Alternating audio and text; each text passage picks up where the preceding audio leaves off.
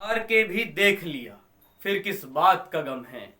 चल उठ और इस दुनिया को दिखा, तुझ में कितना दम है। मैं दीपक कुमार स्वागत करता हूं आपका unique study circle bye Deepak Kumar channel पे। अगर आप इस चैनल पर नए हैं तो इस चैनल को सब्सक्राइब करें, बेल आइकन को जरूर प्रेस करें, जिससे आने वाली हर वीडियो का नोटिफिकेशन आपको मिलता रहे। जैसे कि दोस्तों आप सब जानते हैं कि हम लगातार पढ़ रहे हैं आर्मी स्पेशल बेंच, और आज का हमारा टॉपिक है अनुपात तथा समानुपात, और इसमें हमारा पार्ट 4 है। इससे पहले हम इसके 3 पार्ट पढ़ चुके हैं जिसमें हमने इसके बारे में जानकारी प्राप्त की है। अगर आपने वो पार्ट नहीं देखे हैं तो एक बार आप उन्हें जरूर देख लें, तब ताकि आपको ये चीजें बेहतर तरीके से समझ आ सके। तो देखिए दोस्तों, बात करेंगे आज के पहले सवाल की। आज का हमारा पहला सवाल है, यदि ए का 20% बराबर बी का 30% बराबर सी का 1/6 हो तो ए अनुपात बी अनुपात सी बताना है। देखिए दोस्तों, ये चीज है हमारे पास, और इससे पहले बस हम यही समझेंगे कि देखिए दोस्तों, अगर हमारे पास है 2a बराबर 3b बराबर 4c, ऐसा कुछ है, तो यहाँ पे जो गुणा में लिखे हुए नंबर हैं जैसे 2, 3 और 4, ठीक है दोस्तों, तो गुणा के मान अपने नहीं होंगे, गुणा के मान होंगे दूसरों के। और अगर यहाँ से हमें a अनुपात b अनुपात c निकालना हो तो उसके लिए क्या तरीका है, देखिए पहली अप्रोच समझिए। आप इस तरीके से करिए कि a के अनुपात निकालने के लिए a वाले को ही छिपा लीजिए, बाकी बच्चा b के गुणा में 3 और c के गुणा में 4, इनकी गुणा कर दीजिए, 3 चौक 12, यहाँ पे 12 लिख लीजिए। ऐसे b का अनुपात निकालने के b को छिपाइए, 2 चौक 8 करिए, यहाँ पे 8 लिख लीजिए। c का अनुपात निकालने के लिए c वाले को छिपाइए और 2 तिये 6 कर दीजिए, और बाकी इसे सबको 2 से काट दीजिए, 2 6 12, 2 चौक 8, 2 तिये 6। तो इस तरीके से दोस्तों ये अनुपात a अनुपात b अनुपात c आपका है 6 अनुपात 4 अनुपात 3। तो गुणा के मान से इस तरीके से आप दोस्तों अनुपात निकाल सकते हैं।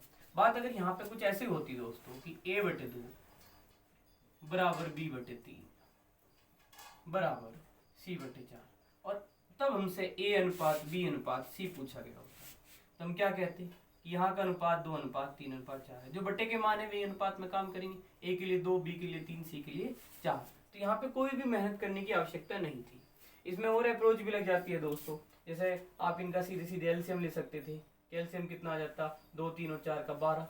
अब 2 से भाग करते 12 को 6 आ जाता, 3 से भाग करते 4 आ जाता, 4 से भाग करते 3 आ जाता। इस तरीके से भी कर सकते हैं। खैर मुद्दा ये है दोस्तों कि गुणा के जो मान होते हैं वे सीधे सीधे अनुपात नहीं दे देते हैं, जबकि जो बटे की वैल्यूज होती हैं वो सीधे सीधे अनुपात में का ही मान हमें दे देती है। तो देखिए दोस्तों, इसी चीजों को समझते हुए हम इस सवाल को हल करेंगे। तो देखिए दोस्तों, ये है ए का 20%, 20 बटे कितना दोस्तों 100 बराबर बी का गुणा लिखा 30/100। इस तरीके से सी गुणा 1/6। तो देखिए दोस्तों, 20 से इसको काट देना, 20 पंजे 100, यहाँ पे 0 काट दी और ये बचा ही है। तो कुल मिला के ए बटे कितना दोस्तों 5, और ये कितना दोस्तों 3b भाग कितना 10, और c बटे कितना 6। तो देखिए दोस्तों, जैसे कि अभी आपको मैंने नीचे जो नियम समझाए उसके अनुसार जो बटे के मान है वो डायरेक्ट हमें अनुपात दे देते हैं, लेकिन समस्या कहाँ है दोस्तों, समस्या है इस 3 में। जैसे कि आपको बताया गया कि जो गुणा की वैल्यू होती है वो तो अपना मान नहीं रखती, तो ये 3 यहाँ पे नहीं होना चाहिए। तो ये जो 3 है केवल देखिए यहाँ पे a के साथ गुणा में कुछ नहीं है, c के साथ भी नहीं है, बस b के साथ है। तो दोस्तों हमें 3 नहीं चाहिए, तो इसके लिए हम क्या करें, है ना, नीचे अनुपात निकालते हुए हम किसी भी संख्या से गुणा या भाग कर सकते हैं। तो वैसे ही मैंने क्या करा, प्रत्येक संख्या में करना हमें प्रत्येक संख्या के साथ है, अकेली एक संख्या के साथ नहीं। अगर गुणा करनी होती किसी संख्या से तो सभी में की जाती। मैंने नीचे गुणा की है दोस्तों, तो सभी में की है। 3 गुणा 5 किया है, 3 गुणा 10 किया है, 6 गुणा 3, ऐसा हम कर सकते हैं। तो ऐसा किया क्यों है, ताकि ये 3 से देखिए अब 3 से कैंसिल हो जाए। अब देखिए दोस्तों बचा क्या है, देखिए इसको हटा देते हैं एक बार यहाँ से, ताकि आपको चीजें बेहतर तरीके से समझ में आए। तो देखिए दोस्तों क्या है, यहाँ पे क्या बचा, a बटे 3 पंजे 15, b बटे क्या बचा दोस्तों, 3 तो कट गया 10 बचा, और c बटे 36 18। तो दोस्तों अब जैसे कि आपको अभी बताया गया था कि बटे के मान अपने ही हैं, तो ये अनुपात b अनुपात c कितना है, a के लिए 15, b के लिए 10 और c के लिए 18। यही हमारा इस सवाल का जवाब हुआ। तो बड़ा साधारण सा था, देखिए यहाँ पे 100 लिखा था परसेंटेज को, यहाँ पे परसेंटेज को नीचे 100 लिखा था, और c गुणा 1/6। यहाँ पे आपको समझ में आया कि 20 पंजे 100 हुए, तो ये a/5 बचा था। यहाँ पे 0 कटने के बाद 3 b/10 और यहाँ पे c/6।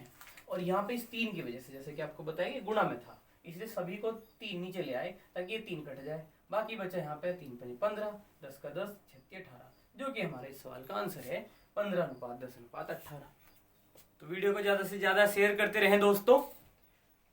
देखिए सवाल नंबर 2 देखते हैं। x यदि x अनुपात y बराबर कितना 4:5, x अनुपात y को जैसे कि हमने समझा है अभी तक अनुपात समानुपात पढ़ते हुए कि इस x अनुपात y को हम x/y लिख सकते हैं, और इधर 4:5 को हमने 4/5 लिखा। इस तरीके से जैसे कि आपको बताया गया कि आप x के स्थान पर डायरेक्टली 4 और y के स्थान पर डायरेक्टली 5 यूज करें, जो कि इस सवाल में हमसे क्या पूछा है दोस्तों, 3x + 2y बटे 3x - 1। तो देखिए जरा ध्यान दीजिएगा, यहाँ क्या है 3, यहाँ पे क्या है दोस्तों x, ये गुणा का निशान है, ये x नहीं है, ये गुणा है। 3 और x के बीच में हम क्या समझेंगे, 3x का मतलब क्या है 3 × x, तो ये वाला गुणा जो कि यहाँ पे हम नहीं लिखते वो गुणा का चिन्ह था ये, तो 3 गुणा x के स्थान पर हम क्या लिखेंगे 4 लिखेंगे +2, और दोस्तों यहाँ गुणा का निशान लगाया, y के स्थान पर हम क्या लिखेंगे 5 लिखेंगे। इसी तरीके से देखिए 3 और गुणा x की वैल्यू कितनी रख दी दोस्तों 4, माइनस y की वैल्यू कितनी रख दी दोस्तों 5। इतना समझ पा रहे हैं, ध्यान दीजिए, 3 चौक 12 हुआ, 2 पंजे 10 हुआ, 3 चौक 12 माइनस 5, 12 और 10 कितने दोस्तों 22, भाग कितने 12 में से 5 गए 7। इस तरीके से सवाल का आंसर आया दोस्तों 22/7, या फिर हम इसे लिख सकते हैं 22:7। ठीक है दोस्तों, जैसा ऑप्शन हो वैसे लिखें। तो आइए दोस्तों अगला सवाल देखते हैं। सवाल नंबर 3, 150 रुपए का 2:3:5 में विभक्त करने पर सबसे बड़ा भाग क्या होगा। तो देखिए दोस्तों ये बड़ा सरल सा सवाल है। यहाँ पे हमें 3 अनुपात दिए गए हैं, 2:3:5, और हमें 150 को इस अनुपात में बांटना है, जिसमें हमें बताना है सबसे बड़ा भाग। तो क्या दोस्तों आप 2:3 और 5 में सबसे बड़ी वैल्यू देख सकते हैं, तो जो यहाँ सबसे बड़ी वैल्यू क्या है यहाँ 5, तो 5 का ही भाग सबसे बड़ा होगा, ये कहा जा सकता है कि नहीं, बिल्कुल कहा जा सकता है दोस्तों कि 2, 3 और 5 में 5 बड़ा है, इसलिए इसी का मान सबसे बड़ा आएगा। तो हमने यहाँ 5 ऐसे लिखा कुछ, और इसके बाद हम क्या करेंगे, बट्टे की लाइन खींच ली है और ये तीनों अनुपात हमने जोड़ लिए हैं दोस्तों, और जोड़े कितना है 2, 3, 5 और 5 10, और ये 10 लिख दिया हमने यहाँ पे बट्टे में। और इस तरीके से दोस्तों किसे बांटना है हमें 150 को, 150 हमने लिख दिया गुणा में। तो देखिए ये थी दोस्तों हमारी अरेंजमेंट कि जो क्या कहा गया, जो पूछ लिया गया सबसे बड़ा अनुपात, तो 5 लिखा, कहते बीच का अनुपात तो 3 लिखते, सबसे छोटा कहते तो 2 लिखते ऊपर। खैर कहा क्या गया है सबसे बड़ा, तो दोस्तों 5 लिखा। सभी अनुपात को हमेशा ऐसे ही करना है, इसको बोलते हैं अनुपातिक योग। क्या बोलते हैं दोस्तों अनुपातिक योग। हमेशा इस तरीके से डिस्ट्रीब्यूट बांटने में मतलब कि आपको अनुपातिक योग ही बटे में लिखना है, जो पूछे वो अनुपात ऊपर और अनुपातिक योग बटे में, और जिसे बांटना है वो गुणा में। योग कुल मिला के यहाँ पे लिखे, 0 से काट दिया 0, और 15 × 5 कितना हुआ दोस्तों 75। इस तरीके से इस सवाल का आंसर आ गया है दोस्तों 75। तो आइए दोस्तों देखते हैं अपना अगला सवाल। बेहद ही आसान सा सवाल है, बेहद खूबसूरत सा सवाल। दो संख्याओं का अनुपात 3:4 है। यदि प्रत्येक में 10 जोड़ दिया जाए तो उनका अनुपात 4:5 हो जाता है। तो ये संख्याएं क्या है, तो देखिए दोस्तों क्या कहा कि दो संख्याएं जिनका अनुपात कितना बताया 3:4 बताया दोस्तों, 3:4, और कहा कि प्रत्येक में, प्रत्येक मतलब दोनों में, यानी इसमें भी 10 जोड़े इसमें भी 10 जोड़े, तो उनका अनुपात कितना हो जाता है 4:5 हो जाता है दोस्तों। तो इस संख्या में भी 10 जोड़ दिया, इस संख्या में भी दोस्तों 10 जोड़ दिया, तो अनुपात 4:5 हो गया। अगर आप समझे ध्यान से देखिए बड़ा ही स्पष्ट सा दिख भी रहा होगा।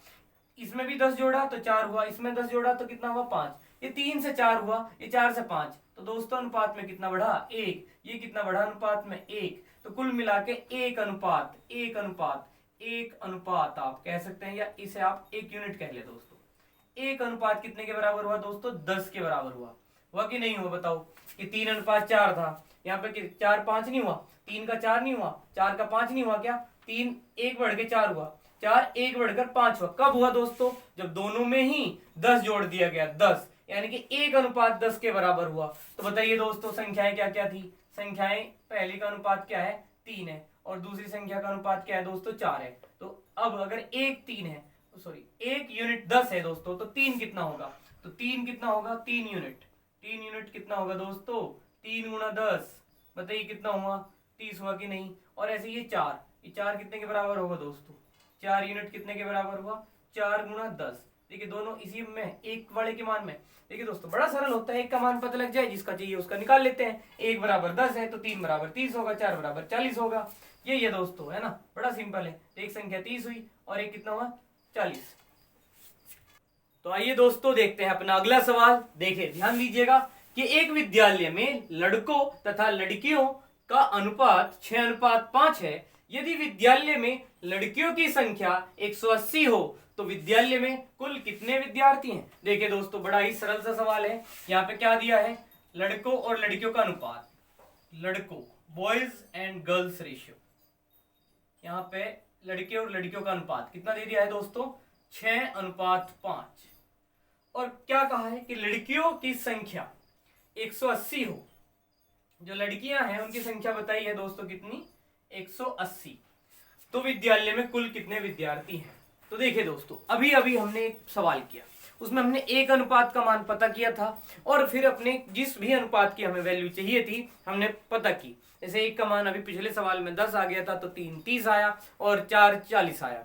तो देखिए दोस्तों उसी तरीके से हम यहाँ पे भी करना चाहेंगे। उसके लिए हम तुलना करेंगे थोड़ी सी। हम ये कहेंगे कि गर्ल्स का जो अनुपात है वो लड़कियों का वो कितना है, 5 है दोस्तों, और उनकी जो संख्या है वो कितनी है, 180। यानी कि ये 5 अनुपात जो 5 अनुपात है वो विद्यार्थियों की 180 संख्या को बताता है।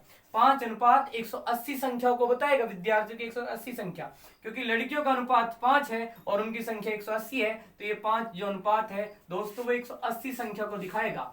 इसलिए मैं कहूंगा कि एक अनुपात जो है, एक अनुपात, देखिए दोस्तों इस 5 से इसको काट दीजिए, 5 3 15, 5 6 30। उम्मीद है बात आपको बेहतर तरीके से समझ में आ रही है कि हमने 5 से जब 180 को काट दिया तो 5 3 15 हुए और ये 3 आया तो 5 6 कितने हुए दोस्तों, 30 हुए। तो देखिए दोस्तों तो कुल मिला के 5 से 180 कटा कितनी बार, 36 बार। और यहाँ पे हमें एक अनुपात का मान पता लग गया है कि एक अनुपात यहाँ पे 36 के बराबर है। और जानना चाहते हैं तो विद्यालय में कुल कितने विद्यार्थी हैं। तो देखिए दोस्तों ये 6 अनुपात किसका है, लड़कों का है। 5 अनुपात कितना है, लड़कियों का है दोस्तों। कुल अनुपात विद्यार्थियों कितना बैठा है, हमने इनको दोनों को जोड़ दिया दोस्तों। तो लड़कों का अनुपात 6 भी और लड़कियों का अनुपात 5 भी। इस तरीके से कुल अनुपात आए हैं 11। इस तरीके से 11 अनुपात की वैल्यू कितनी होगी दोस्तों, 11 अनुपात 11 यूनिट कितने होंगे, 11 गुणा 36, 11 6 66, 6 हासिल गया, 11 3 33 और 6 दोस्तों 39। तो कुल मिला के इस सवाल का आंसर क्या आया, कुल विद्यार्थी कितना है, 396। इस सवाल का उत्तर हुआ दोस्तों 396। तो आइए दोस्तों देखते हैं अगला सवाल क्या है हमारा, प्रश्न संख्या 6। यदि 3 संख्याएं 2 अनुपात 3 अनुपात 5 के अनुपात में हो और उनके वर्गों का योग 342 हो तो बीच की संख्या क्या होगी। देखिए दोस्तों अब तक हमने सीखा है कि अगर अनुपात दिया है और उनका योग दिया हो तो जो भी पूछे उसका अनुपात ऊपर रखिए और अनुपातिक योग को नीचे लिखिए और गुणा में योगफल। इस सवाल में एक शब्द जो अलग से आया है, देखिए दोस्तों क्या है, वर्गों का योग। ये साधारण योग नहीं है 342, ये वर्गों का योग है। इनका वर्ग किया होगा उसके बाद जोड़ा होगा संख्याओं को, तब जाके योग करके 342 आया होगा। तो देखिए दोस्तों ये संख्याओं का अनुपात है, ये वर्गों का अनुपात नहीं है। तो अगर हमें हमारी संख्याएं हैं किस अनुपात में है दोस्तों, 2 अनुपात 3 अनुपात 5, तो संख्याओं के वर्ग किस अनुपात में होने चाहिए। हम वर्ग कर देंगे, 2 का कितना दोस्तों 4, 3 का कितना 9 और 5 का कितना दोस्तों 25। तो ये संख्या के वर्गों का अनुपात आया और ये संख्या के वर्गों का क्या है दोस्तों, योग लिखा हुआ है, उनके वर्गों का योगफल है 342। तो बीच की संख्या क्या होगी, तो जैसे कि आप देख सकते हैं बड़ी सरलता से कि बीच की संख्या कौन बैठ रही है दोस्तों, यहाँ पे 9 और 9 लिखा आपने ऊपर और अब इनको जोड़ दिया आपने, 9 और 4 13 और आपने जोड़े 25। तो कितना हुआ दोस्तों 38 हुआ और यहाँ पे लिखा आपने अनुपातिक योग 38 और गुणा में आपने लिखा 342। ठीक है दोस्तों, इस तरीके से देखिए।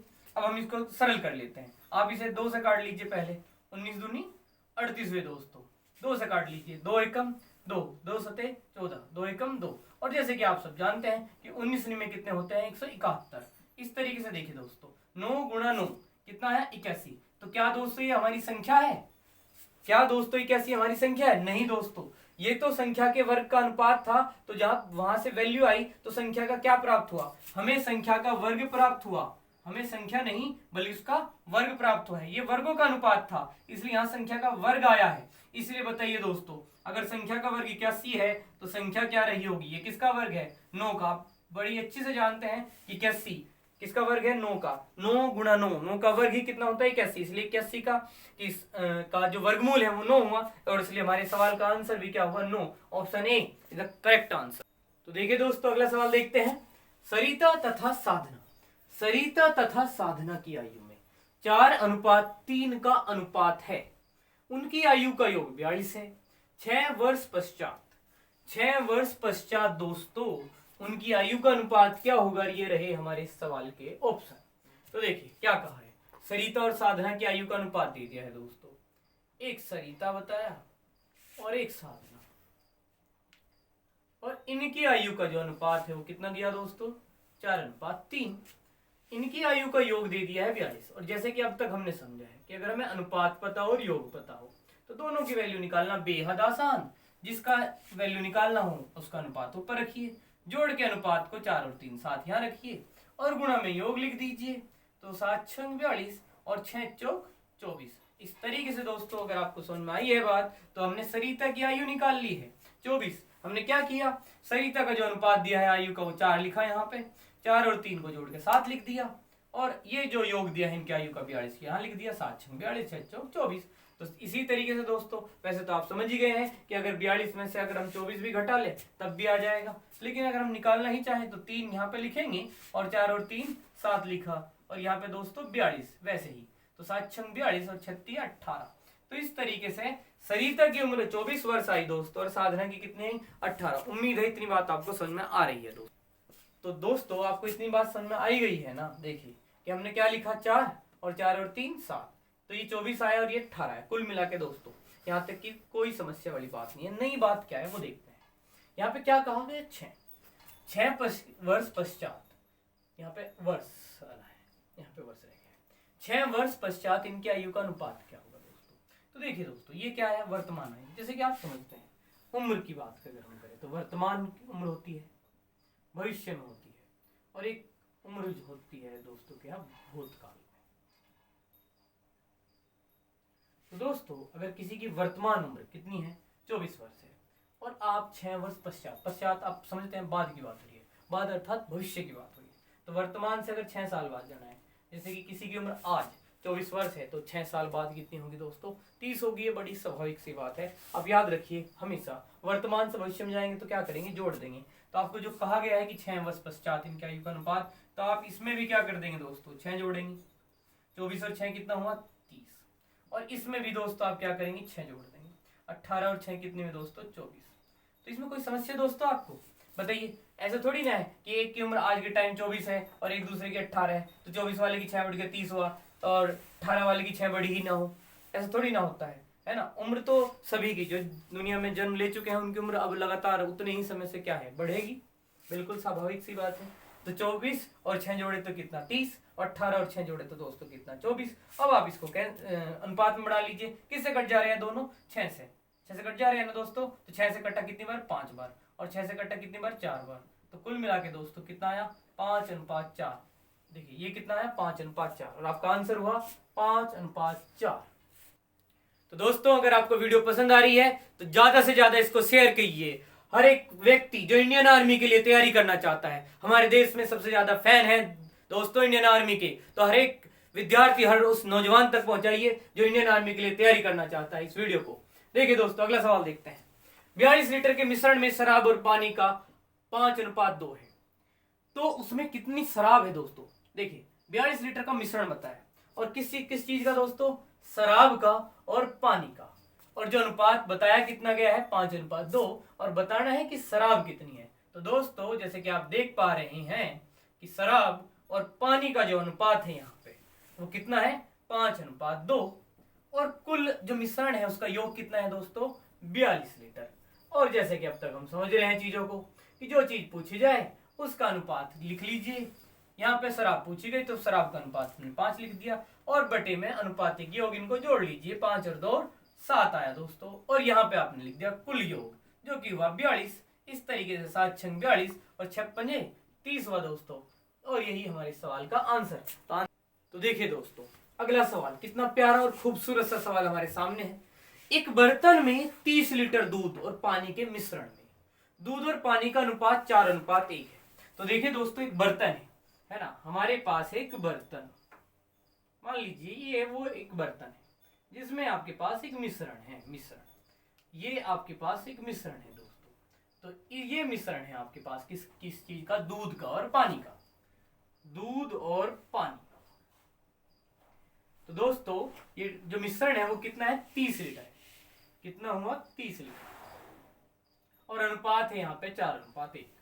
इतना आप समझ पा रहे हैं कि एक बर्तन है जिसमें 30 लीटर दूध है और पानी के मिश्रण में दूध और पानी का जो अनुपात है वह कितना है, 4:1 है दोस्तों। अच्छा देखिए दोस्तों, अगली लाइन बड़ी इंटरेस्टिंग है और समझते हैं इसको, जरा ध्यान से समझिएगा और सुनिएगा, है ना। कह रहा है कि बर्तन में से 10 लीटर मिश्रण निकाल कर, देखिए दोस्तों यहां तक रोकता हूं मैं अपने सवाल को, यहां तक समझते हैं। अच्छा दोस्तों, अब एक बात बताओ, ये मिश्रण हमारे पास कितना है, 30 लीटर है ना, और ये कितना मिश्रण निकलवा रहा है हमारे से, 10 लीटर। तो देखिए दोस्तों, ये 30 लीटर मिश्रण है और हमारे एक बर्तन लिया और इसमें से 10 लीटर निकाल लिया। देखिए दोस्तों, ये निकाल लिया मैंने 10 लीटर, और आप बताइए कितना मिश्रण बचा मेरे पास, 20 लीटर बचा दोस्तों। बड़ा आसान है, 30 में से गए 10, तो कितने बचे, 20 लीटर मिश्रण बचा मेरे पास। बिल्कुल, क्या आप ये समझ पा रहे हैं, बेहतर तरीके से एकदम, है ना। आप अच्छे से समझते हैं कि 30 लीटर में से अगर कोई 10 लीटर निकाले तो 20 ही लीटर बचेगा। अब सवाल क्या है दोस्तों, मेन सवाल पे आते हैं। सवाल ये उठता है दोस्तों, ये जो मिश्रण था इसमें दूध और पानी का अनुपात 4:1 था। तो क्या दोस्तों, अब आप ध्यान से सोचिए इस बात को कि इस 20 लीटर में ये भी तो मिश्रण ही है, इसमें दूध और पानी का अनुपात बदला कि नहीं बदला, बताइए दोस्तों। क्या बदला, नहीं बदला। क्यों बदलेगा, बताओ भला, क्यों बदलेगा भला। पहले भी मिश्रण क्या है, दूध और पानी का 4:1 है, और मिश्रण को ही निकाला गया, न तो अलग से दूध निकाला ना ही अलग से पानी निकाला, पूरे के पूरे मिश्रण को ही निकाल लिया है। तो जो बचेगा वो भी तो मिश्रण ही बचेगा, और मिश्रण जो पहले अनुपात है वही अभी भी होगा। तो बिल्कुल सही समझे है दोस्तों। इस 20 लीटर मिश्रण में भी जब हमारे पास बचा है 20 लीटर मिश्रण, उसमें भी दूध और पानी का अनुपात कितना होगा, 4:1 ही होगा दोस्तों। यही इस सवाल की मेन बात है दोस्तों, कि 30 लीटर मिश्रण में से 10 लीटर मिश्रण निकालने के बाद जो 20 लीटर मिश्रण बचा है उसका अनुपात नहीं बदलेगा, उसका अनुपात भी वही रहेगा जो 30 लीटर का था। तो देखिए दोस्तों, आपके पास क्या है, 20 लीटर मिश्रण और उनका अनुपात है दूध और पानी का 4:1। अब आप अच्छे से समझते हैं कि आप दूध अलग कर सकते हैं। कैसे करते हैं, अब तक करते आए जैसे ही, कि जो पूछा है उसका अनुपात ऊपर रखिए, 4 लिखा, अनुपातिक योग 4 और 1 5, हमने यहाँ पे बटे में लिखा। और इस तरीके से दोस्तों ये जो है आपका 20 लीटर मिश्रण, जो कि अब आपके पास बचा हुआ है, 30 था, 10 गया, 20 बचा है दोस्तों, तो 5 चौक 20। तो आपके पास दूध की मात्रा उस 20 लीटर में जो आपके पास बचा है 16 लीटर है। और जैसे कि वैसे तो आप समझ ही गए हैं, फिर भी हम निकाल देते हैं कि 20 में 16 गए, 4 बचेगा। अनुपात से देख लीजिए दोस्तों कि 1 भाग कितना दोस्तों, जोड़ के 4 और 1 5, बटे में लिखा। और टोटल मिश्रण अब हमारे पास कितना है, 20 है, तो 5 चौक 20। तो दोस्तों कुल मिला के देखिए 30 लीटर मिश्रण था, 10 निकाल लिया, 20 लीटर मिश्रण बचा, अनुपात वही रहेगा। यही मेन बात है, यही हम आपको समझाने की प्रयास कर रहे हैं। तो देखिए दोस्तों 4:1 हुआ कि नहीं हुआ, तो दूध 20 लीटर में इस अनुपात के हिसाब से 4/5 गुना 20, 5 चौक 20, 4 चौक 16, 1/5, 5 चौक 20, 4 एकम 4। तो दूध है इस 20 में 16 और पानी है 4 लीटर। अब देखिए जैसे कि हमने इस सवाल को यहाँ पर रोक दिया था, तो 10 लीटर क्या मिलाया दोस्तों, दूध मिलाया। अब कोई दूध मिलाएगा तो दूध की ही मात्रा बढ़ेगी दोस्तों, दूध मिलाने से पानी थोड़ी ना बढ़ेगा।